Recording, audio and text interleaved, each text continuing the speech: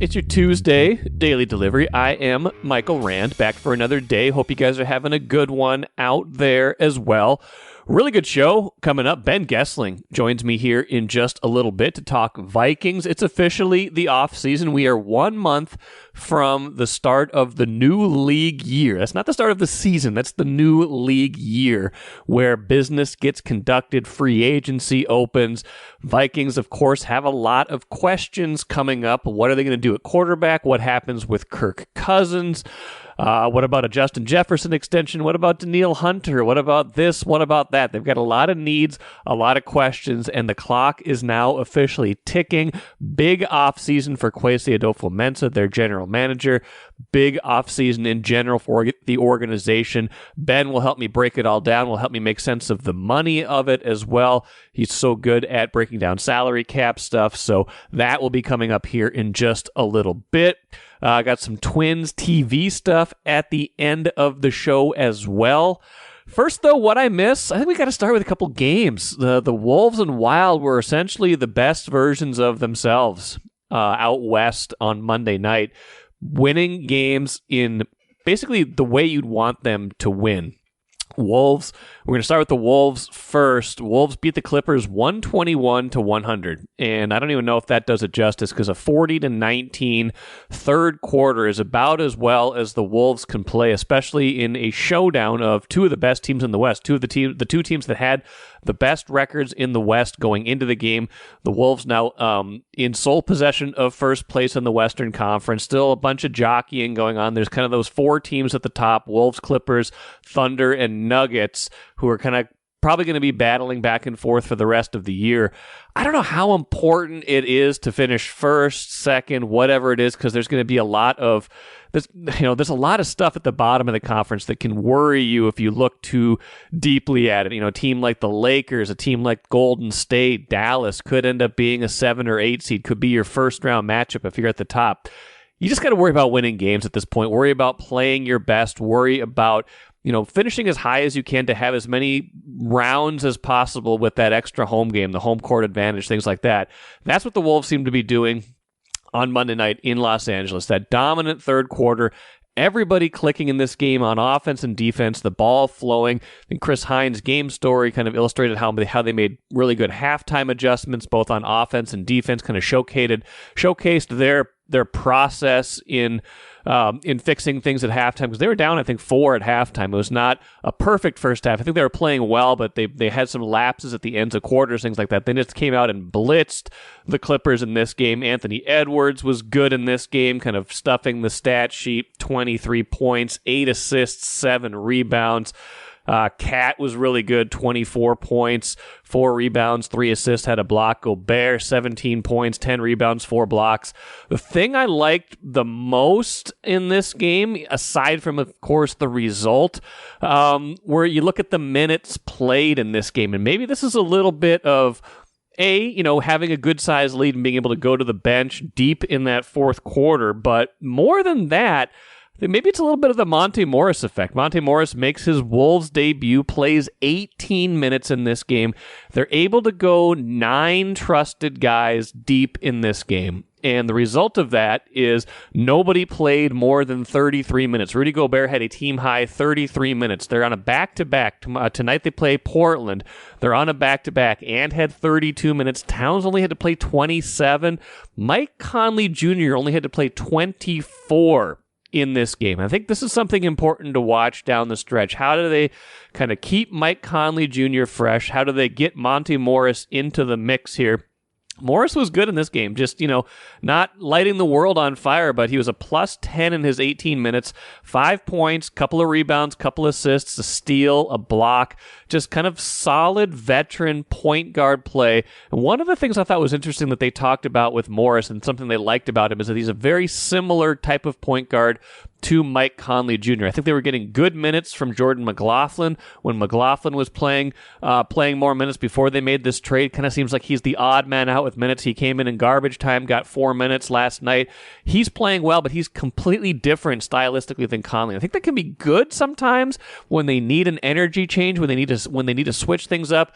But if you're talking about continuity, if you're talking about wanting to play a similar style for 48 minutes, you can kind of interchange almost Morris and Conley. I think Conley's still the better player, the more skilled player, but they play very similar, controlled, low turnover, high assist games, and that was interesting because you saw the fruits of that in this game.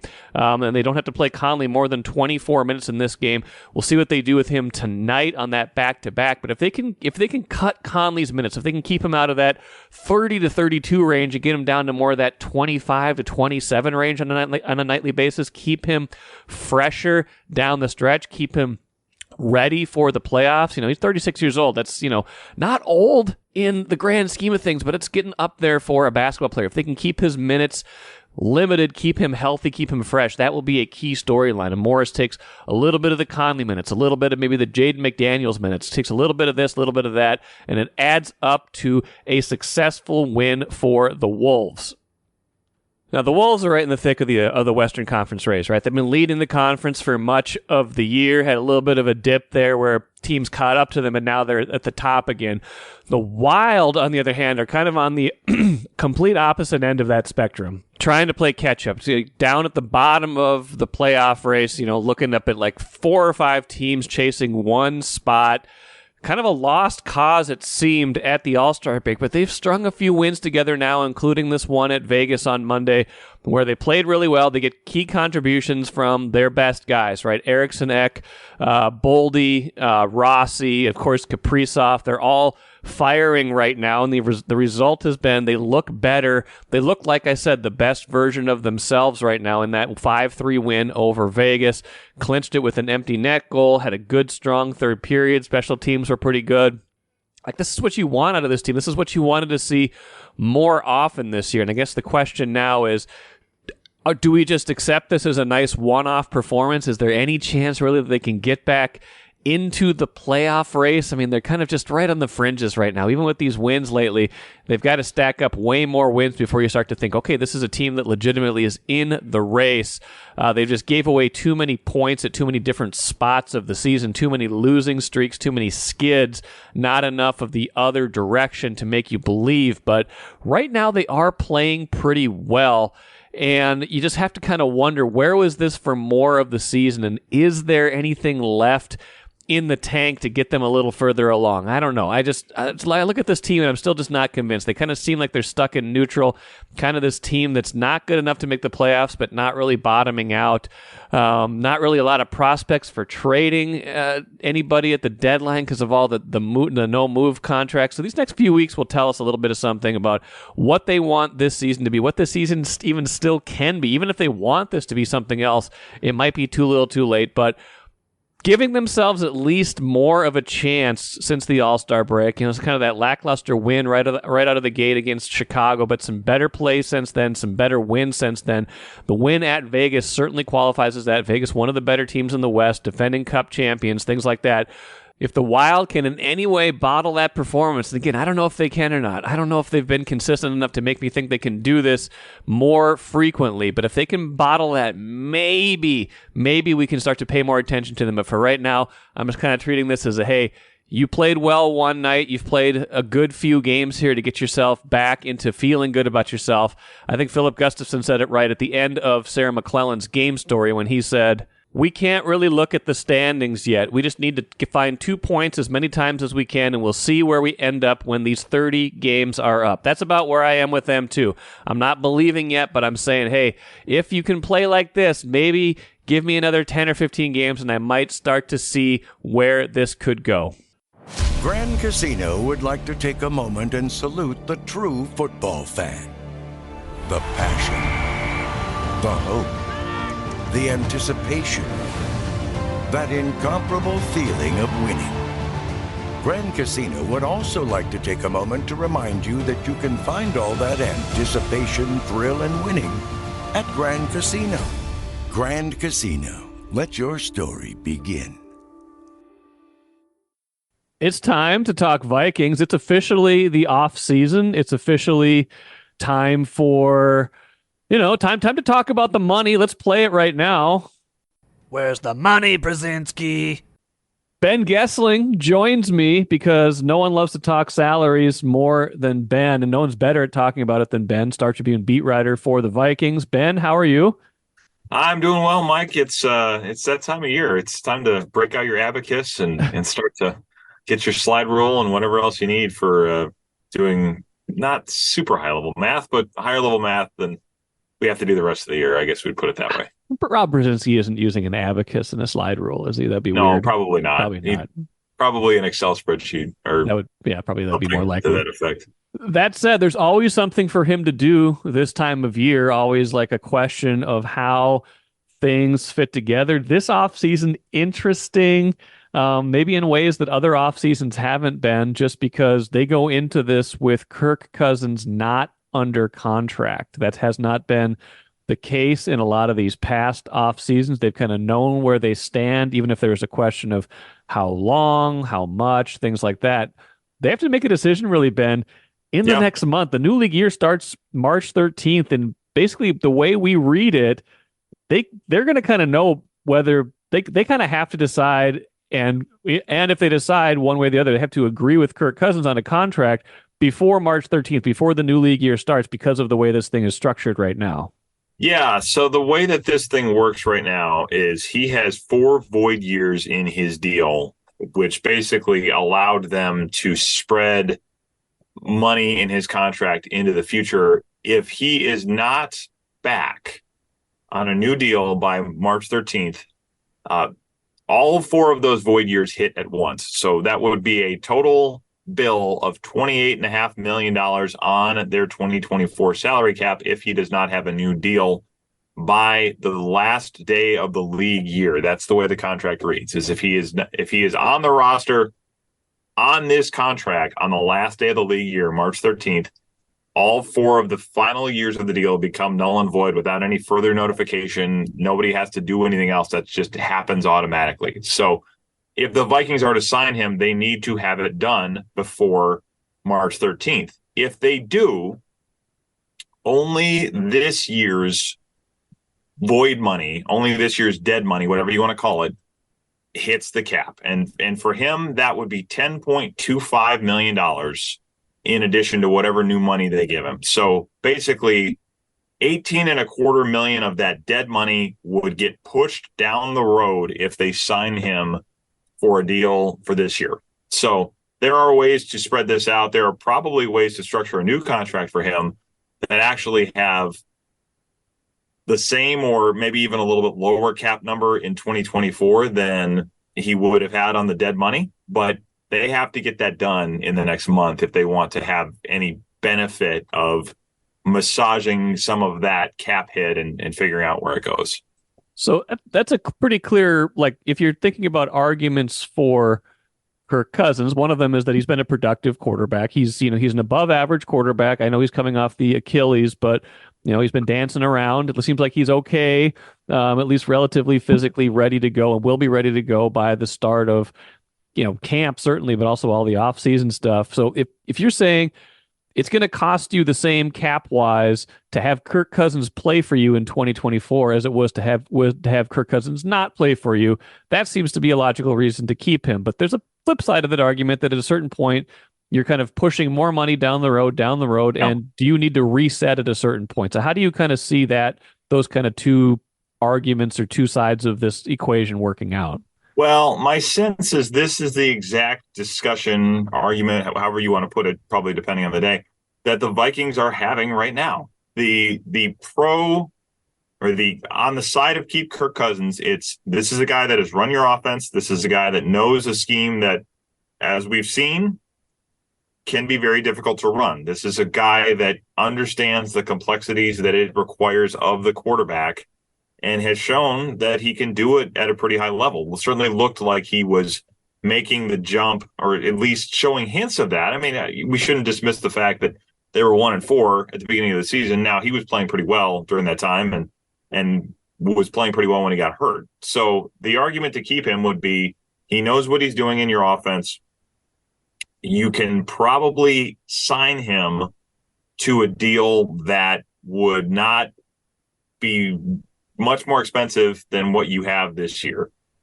The idea that he needs to get $45 million a year guaranteed, I don't think there's any truth to that. I don't think that's what he's looking for. I think guaranteed money certainly is important to him, but I don't think he is looking to break the bank and be at the very, very top of the quarterback market with this deal. So there, I think, will be room to work with him on that side of things. And then if you get him, you have kind of what I think they want, or at least what some people in the organization want, which is you have a veteran quarterback, and then you potentially have the opportunity to get a young quarterback in here to learn underneath him and have a little bit of time to grow, which we've seen that recipe used to command the NFC North for the last 30 years. And we all know what I'm talking about.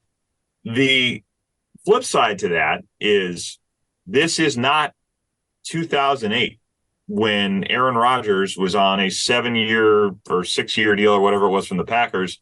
The rookie deals are 5 years. If you take a quarterback in the first round, you get 5 years to control this guy, which means you get 5 years of this quarterback surplus where you might hit on a guy that's playing at a $35-40 million a year level and you're paying him $7 million. That is a real thing. And we've seen teams use that to great benefit. The 49ers are using it right now with Brock Purdy, where you're getting high-level quarterback play, maybe not top of the league quarterback play, as we saw with Patrick Mahomes. That's the standard, but you can get really good quarterback play at a fraction of the cost. And if you keep Cousins and draft a quarterback, it means you have fewer years of that surplus. You're not ripping the Band-Aid with the money with Cousins, and you're using one of those cheap quarterback years for a rookie to have them learn under Cousins and not really kind of get the chance to play and start. So there are, I think, compelling arguments to go both ways.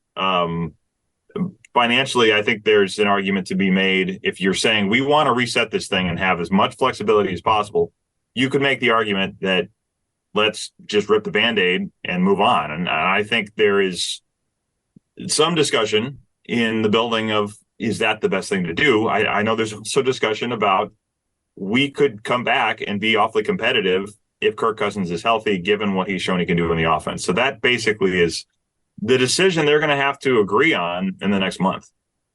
Kind of feels like their ideal scenario would be, and I've written about this and talked about this, to invent a time machine and go back to 1 year ago right now and somehow get Kirk Cousins to agree to probably the exact deal that he wants right now, which would have been a 2-year deal then, so that there's 1 year left now. So you still get that 1 more year of Kirk Cousins quarterbacking at a relatively high level, and you get that draft pick in who doesn't have to play right away, but then still has 4 years left after that. They're not going to invent a time machine. I don't think time travel is part of their offseason plan. So is the sticking point still kind of the fact that the framework of any Cousins deal has to be at least 2 years, and whatever that money is kind of hard to reconcile? Yeah, I mean, I think that's part of it. I think he is going to still want, I mean, he talked about the structure being the most important thing. That, I think, means guaranteed money, which means even if it's not top of the market money, it's still going to be substantial. And you're talking guaranteed money, I would think, into 2025. I don't think he's coming back here on a 1-year deal. I could see a 2-year deal with a fair amount of guaranteed money in it at, say, and I'm just spitballing here. I don't know this for sure. So aggregators, calm yourselves. This is a projection. Say it's 2 years, $75 million. Structure it how you like. With a fair amount of that guaranteed, you can probably structure that in a way that would not, like I'm talking about, move the cap number up terribly high this year. But then it means you're pushing that money into 25, and then you still have all of the void money that hits after he's gone as well. So I think there are ways to do it, and there are ways to make it work in 24. It would have some costs in 25. They have a better cap picture in 25. They have other business they have to do, as I'm sure we're going to talk about. But a lot of the complication becomes if you are still talking about guaranteed money into 2025 for him, which I think you probably would be, even if it's not at a $45-50 million a year clip, that is still substantial money. And you have to decide how much that changes your plan if, in fact, you go get your rookie quarterback this year and kind of try to build around him for the future. I want to get back to the cap stuff in a minute, but since we're talking about the rookie quarterback idea, the draft idea, a couple things on that point. One, like if they do sign Cousins sometime in the next month, do you still think they then address quarterback in this year's draft? Do they feel strongly enough about the need to have that succession plan? Do they feel strongly enough about the crop of quarterbacks that they might be able to get? How do you think that kind of weighs out? Like, I think it's pretty obvious if they don't sign Cousins, they're going to draft somebody. They're going to figure something out. If they do sign Cousins, what do you think is kind of the thinking there? Well, I think there's a very good possibility that they sign Cousins and still say we're going to go draft a quarterback. I think they feel pretty strongly about the number of good options in this quarterback class. I don't know that you would say the same for 2025. And this is, again, just me looking at it. Aggregators, I don't know anything for sure, but aggregators. We've had some aggregate things, up. Aggregate up. They've done some things this offseason where it's like, that's not what I said. So just putting in the disclaimers ahead of time. Yeah. But I think there is a feeling in that building that this is a unique quarterback class. And this is one of those that if you have a need, you need to do what you can to get somebody and make that player the kind of guy you build around. Now, I've said before, and I continue to believe this is the case, I don't think they're going to go just take, who's the next guy on the shelf? They're not going to go the Rick Spiel, Christian Ponder route. So that leaves you with, if we want to go get our guy, we are spending draft capital to go get that guy, even if that guy is sitting behind Kirk for a year or two. And that is where the tension comes in, is you then start to say, okay, we're going to spend this much on Kirk Cousins, and we're going to spend this much to go get a guy that we're not going to play right away.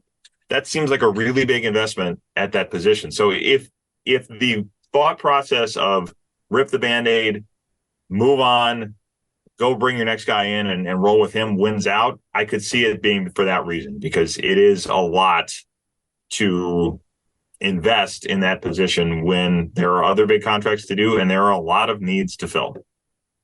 Now, I was making an assumption for a little while here that because the top 3 picks in the draft are held by quarterback needy teams, the Bears, Washington, and New England, that they're going to be hard pressed to get one of those top 3 guys that have been established, Caleb Williams, Drake May, and Jaden Daniels. Now, saw some stuff from the Super Bowl that maybe suggests the Patriots at number 3 aren't necessarily in love with having to spend that pick on a quarterback and could be moved to address that in free agency instead. And that might be a possible trade partner. Then you're getting probably the third of the 3. But even if you like that guy enough, that would make sense.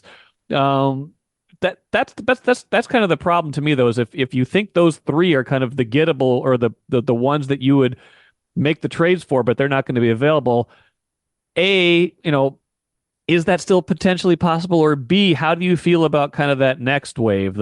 Like you said, you're not just going to take the next one on the shelf, but do they like J.J. McCarthy enough? Do they like Bo Nix enough? Do they like Michael Penix Jr. enough to say, okay, like they're not up here with this group, but we think there's something there where this can be our franchise quarterback anyway? Well, that's going to be one of the big questions, I think, to figure out is how do they feel about those players? I mean, J.J. McCarthy, doesn't have the big arm, but certainly has played in a scheme that would project fairly well to what the Vikings do. How do they feel about him beyond that? I think we'll have a better sense of that in the next few weeks to the next month and a half here. I don't know that you're taking one of those guys at 11. I think in that scenario, maybe you're moving back and saying, let's get some more assets. And, maybe you're coming back doing the Teddy Bridgewater approach, coming back into the first round to take the guys that you have a 5th-year option to have another year to evaluate them, have another year of cost control at the position. Maybe it's Nix, Penix, McCarthy, maybe that's a second round option too. In that case, it's cheaper. You have one less year to control them and one less year to make the decision, I suppose. But I suppose you could go that route as well. I will be very, very curious to find out what they think of those guys and probably whether they think Jaden Daniels projects into how they want to play. How much will they change the offense, or how much would they change the offense if Jaden Daniels is here? Because the speed, the arm strength, those things are very evident. He has not probably played in a system that requires him to throw with anticipation, to make decisions in timing, in the way that the Vikings want to do it. So I'm curious how that would all project for them in their offense and how they would feel about him. If he's the guy sitting there that you could trade up to get, do they feel strongly enough about him to go make the move for him? I think there's a possibility they would, but I don't know that for sure. I know they have certainly done work on Williams in May, dating back to last year. And I continue to think Drake May, if he were available for them, would be a very attractive solution. That would be the one that if I was placing a bet at the moment, and this is not a strong bet at the moment, but if I was placing a bet of this is the guy they push a lot of chips in for, I would think Drake May makes the most sense there. So how does the rest of that class shake out if all of those top three guys are gone and they're sitting there at 11 trying to make a decision about do we move back or do we just take the next one off the board? That is going to be one of the big questions to determine in the next month, because they still need a corner, they need an edge rusher, they could use a defensive tackle. There are a lot of places that could use help. They got a lot of needs to think about trading up that high and mortgaging stuff for the future, especially if they re-sign Cousins. I feel like if they re-sign Cousins, if he wants to be here, if they find a workable 2-year solution, that to me is a signal that they're not going to trade up. I just feel like you couldn't reconcile both those things. You can't invest, like you were saying, you can't invest all of that, the money, the resources, the draft picks, and then say, yeah, but then this guy who we picked in the top 5 is going to sit for 2 years at least. Yeah, it would be tricky to do it. Now the 49ers, I guess, did it with Trey Lance, and maybe some of that wrote its own story by the way right. Lance looked, and injuries and ineffectiveness and all of those sorts of things.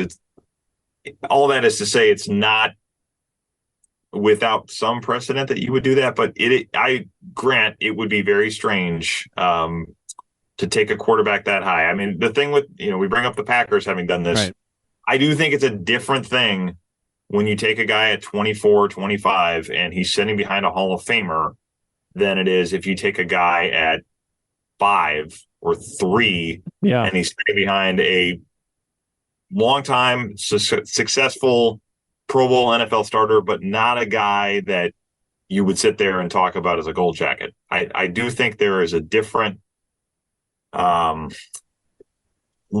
of goodwill that the starter has in the Packers type situations than you might have in this one, or maybe even the level of goodwill that the rookie, is probably a better way to put it, the rookie would not come in with the same expectations as a guy that's drafted that high. The questions about when's he going to play, the questions about are you going to make a switch if Cousins has a bad game, those things would not, I don't think those things would look the same in this situation as they would have with the Packers when they did it with Favre and Rodgers. One more thing about this, then we'll get to the more of the cap stuff, because that's really interesting too. But this is all related to it. Obviously, the quarterback is the big kind of domino in a lot of this cap stuff. If there is some tension right now in kind of what they should do, where does ownership fit into that, and kind of their desire to not ever really have a terrible season, kind of this whole competitive rebuild idea that Kwesi talks about, but is also at least partially fueled by what the Wilfs want. And I guess kind of end of the day, what do you think happens? What if you're kind of handicapping this right now, is a Cousins return more than 50% likely at this point? Well, as far as what the Wilfs want to do, I think it will depend in part on how we've talked about this desire to be competitive a lot, and Kwesi said it at his season-ending press conference, nobody has ever told me that we can't have a year where we take a step back. I do think there would be he'd have to probably say, okay, this is going to be to our benefit in the not too distant future in a way that we haven't been able to do through 2 years of doing it this way. It would probably take a little bit of a sell job to do it that way. I don't know that it's entirely impossible that they would do that. And I wonder if I had heard this last year that they were intrigued by this notion of, let's get a rookie quarterback and we have some cost savings and we can use the rest of that money to build out the rest of our roster. As far as what I think happens, this is such an interesting question because you have to determine the Cousins part of it first. I mean, yes, you do. Can't say no to him with this idea that, okay, we're going to go up and get Drake May at number 2 without having a trade in place or having a lot of confidence that you have a trade basically lined up. If I had to bet right now, I would bet they bring Cousins back and draft a quarterback, whether that's moving up or, the possibility of that second tier that you go into the second round. And that's not like a strong notion of it right at the moment, but I think there's enough interest in the Cousins thing of bringing him back and kind of building this succession plan off of him, that if I had to go with my gut right now, that would be what I would say would happen. Now, I also, like I said, I don't think they're going to just take anybody at quarterback. So they're going to have a lot of this determined, even kind of a framework for what they think of the rest of those quarterbacks by the time that they come to the negotiating table with Cousins and his representatives. So, the ideal plan could be very, very expensive at quarterback, at least for this year, maybe even for next year. But I think there is interest in the organization in having that Cousins and then a smooth succession plan with a little bit of time for the next guy to develop. The other thing I would be very interested in a Cousins contract, he's had no trade clauses in the past, including his most recent deal. Does he get another one of those as part of this? Because then that changes a lot. I mean, if you were to sign him and then draft somebody, and then you feel like in 2025, this guy's ready to go, we can trade Kirk and get something for him, that changes a lot if he's got a no trade. So I will be very interested as well to see if he would have the leverage to get one of those again from the Vikings. Yeah, that's a great point because that does change things. You're right. That means that even if you're committing to him for a couple of years right now, if he doesn't have the no trade, you could kind of essentially treat this as a potential 1-year deal, but you would have the 2 year, you'd have the 2 years there if you didn't feel like your quarterback was ready. Royal Credit Union's smart checking accounts offer no monthly fees and no minimum balance. Enjoy financial freedom when you open your Royal Credit Union smart checking account online at rcu.org/go-checking. Insured by NCUA. This is not the only question of the offseason. You got Danielle Hunter is a free agent. Justin Jefferson needs an extension. How feasible is doing all this with the amount of cap space they do have? Yeah, I mean, they are in a better spot than they've been in the past. I mean, they're I think about 15th in the league in terms of available cap space right now. So, kind of sitting with I think 24 million in space, and then over the cap talks about this concept of effective cap space. Yeah, what is that? So basically, what that means is if you assume they filled every open spot they have on the roster with league minimum players, basically. You sign your rookie class and then fill out the roster to 90 because, I mean, you could say a team has, like the Commanders have $73 million in cap space per over the cap. Well, that's great, but they have 50 players under contract. So assuming that you have a 90-man roster in the offseason, and only the top 51 count. So basically the Commanders would have their rookie class and then However many other ones you need to get to 90, but you only count the top 51 of those in the offseason. So basically what it means is the cap space that you have once you fill out your roster, or at least the ones that count against the cap. So it's a way of saying, yeah, there's a top line number here in terms of available space, but they also have other needs. So it's kind of a way to equate for that. And in the effective cap space, the Vikings are about 19.5, which again is like right in the middle of the league. So they're not in a terrible spot. And a lot of that is because they last year said, we are not going to do June 1st cuts for guys like Adam Thielen or Eric Kendricks. We are just going to take the hits this year, take the dead money hits this year and move on. Danielle Hunter, I think, is going to be a tough one.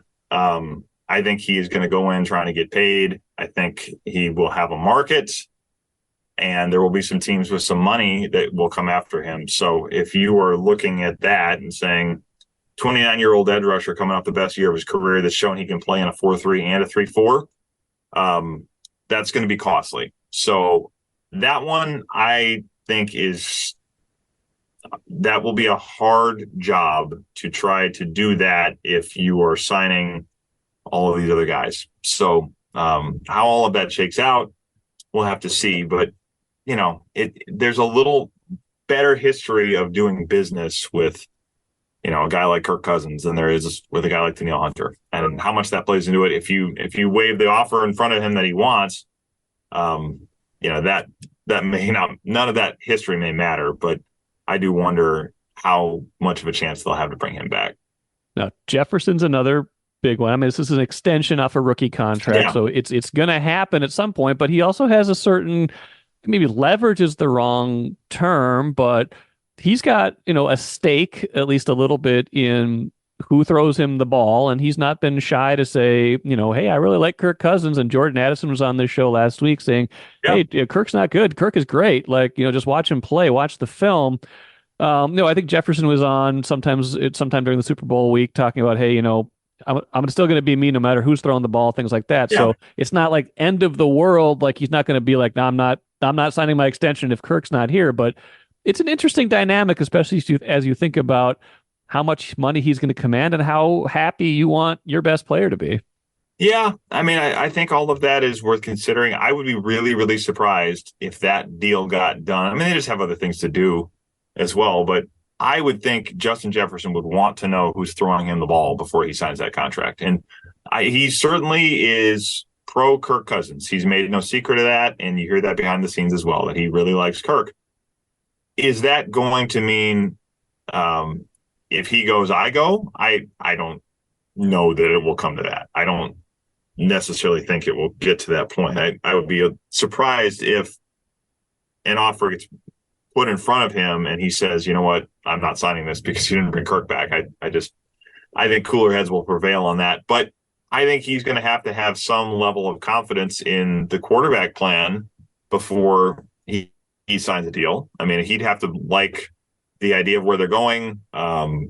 Maybe there's a rookie in the building by that point. I mean, I think this is probably a training camp type time frame for that. So that maybe takes care of itself at that point. But yeah, I would think he'd want to know who's throwing him the ball because he talks a lot about Hall of Fame and trying to break records and all those types of things. And the next few years of his career are going to have a lot to say about how successful he is in doing that. He's broken records every year to this point, even with the hamstring injury that cost him about half the season this year. But if you're not in an effective situation, and I also think he wants to win. I mean, you could see some of those games at the end of the season, how much the losing was grating on him. I think he'll want to feel good about where the quarterback situation is going before he puts pen to paper on a contract. It's a fascinating offseason, Ben Goessling. It's just getting started. I mean, we've been talking about this for a month, but now that the Super Bowl is over, it feels like these are more real, tangible questions. I mean, new league years in a month, like it's business time now. Yeah, the deadlines are approaching, and that usually has a way of getting things to pick up the pace. So we're getting to that point. Well, I hope you are able to get some semblance of downtime, but I know when there's a quarterback market out there, it might be easier said than done. But I do appreciate your time today, and I'm sure we'll talk not too long from now. All right. Sounds good, Mike. We'll talk to you soon.